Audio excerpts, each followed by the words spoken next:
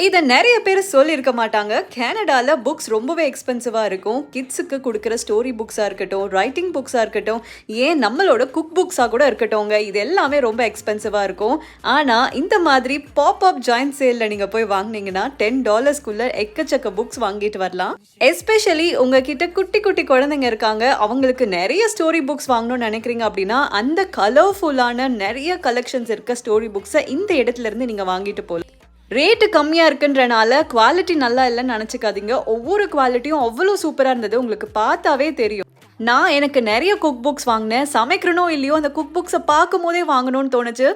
பேக்கிங்கில் interest இருக்கவங்க கூட packing ரிலேட்டடாக எக்கச்சக்க புக்ஸ் வச்சுருந்தாங்க.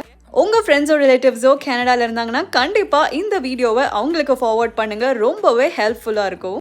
இது டொரண்டோல ஏர்போர்ட் ரோட்ல இருக்க இன்டர்நேஷனல் சென்டர்ல தான் போடுவாங்க. ஒரு வருஷத்துல நிறைய தடவை இந்த சேல் போடுவாங்க. ஸோ கண்டிப்பா கீப் அன் ஐ. பாய்.